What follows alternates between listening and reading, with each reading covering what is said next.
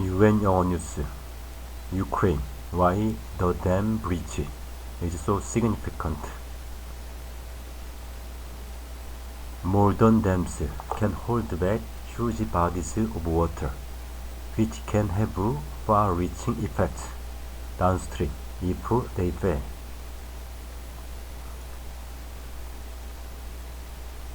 When dam engineers plan for worst-case scenarios, sabotage is usually not part of their risk assessment.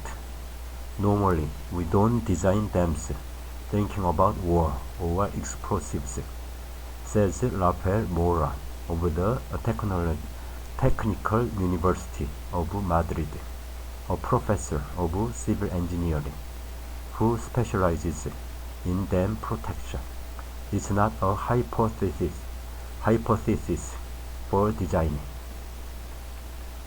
Earlier this week, exploded mines placed on the Kharkov Dam in Ukraine released huge volumes of water from the Kharkovka reservoir into towns and farms downstream.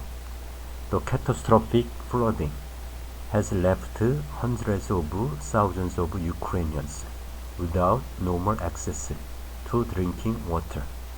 Moran puts the scale of the release in context. This reservoir holds 18 cubic kilometers, 4.7 trillion US gallons of water. He says that's 1/3 of all reservoir capacity in Spain. The Kharkovka Dam was constructed along the Dnipro River in the 1950s as part of Soviet leader Joseph Stalin's plans to change the natural character of the region, and what he saw as the unpleasant features of the wetlands. Around 34,000 people were resettled. By controlling the wetlands, making them disappear under a new man-made sea, the Soviet regime consolidated its economic and political presence in the territory. A technological environment controlled exclusively by the party replaced an environment that had been difficult to control, write environmental historians Stefan Dorendel and Anna Olenenko in the book A New Ecological Order about the transformation of nature in Eastern Europe. Water from the Kharkovka reservoir with a capacity of 18 cubic kilometers flows through the damaged dam. So the irony is that if Russia is to blame, the BBC could not verify Ukraine's claims on Tuesday, then it would be a military decision that reverses that enormous undertaking. Historic breaches. Such catastrophic dam breaches are rare, but when they happen, they can often change the way that future dams are designed and risk assessed.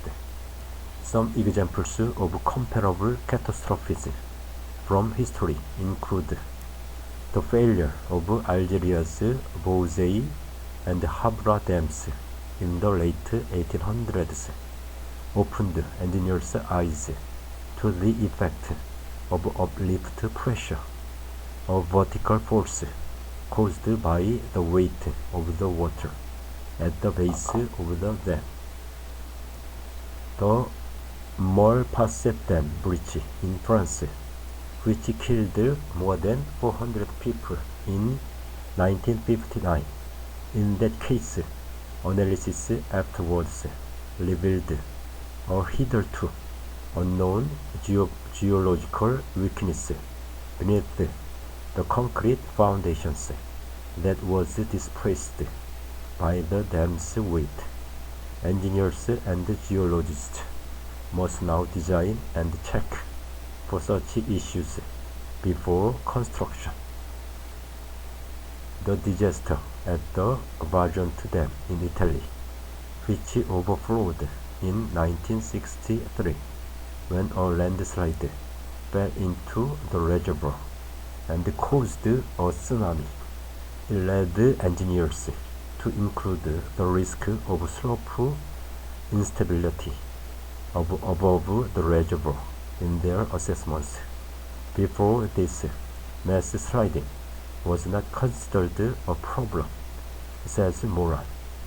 The 1976 failure of Teton Dam in Idaho, U.S. killed 11 people and caused around $400 million in damage. Investigations revealed design deficiencies and poorly implemented construction in the foundation that ignored the local geology and allowed for internal erosion and cracking. Many dam risk assessments completed nowadays are focused on preparing for events on a less catastrophic scale. Nonetheless, dam failures are surprisingly common in the U.S., where there are more than 90,000 dams. There have been, on average, 10 failures per year since the mid-1800s, although only 3.8% of those failures have resulted in one or more fatalities. More than 400 people died when the French Malpasset Dam failed in 1959.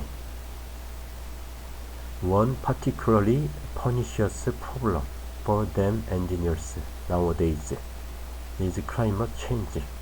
The threat of overtopping is increasingly a failure risk for old dams designed when maximum flooding levels were lower.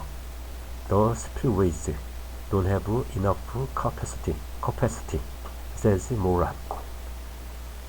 Adapting spillways to cope with this extra water can be expensive, but there are simple but innovative solutions, like placing concrete slabs to form a kind of gutter on the dry downslope of a dam to catch the overtopped water and redirect it, he explains. It's perhaps too early to say how or if the Ukraine catastrophe will influence future dam design. Moran understands the U.S. Army has conducted tests to see how vulnerable U.S. dams might be to explosive sabotage, but they haven't made the results public.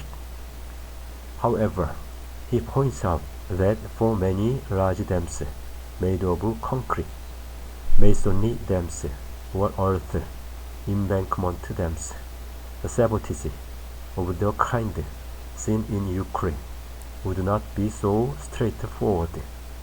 You'd need a huge exposure to cause damage to a structure like, say, the concrete Hoover Dam, because it is so robust and wide.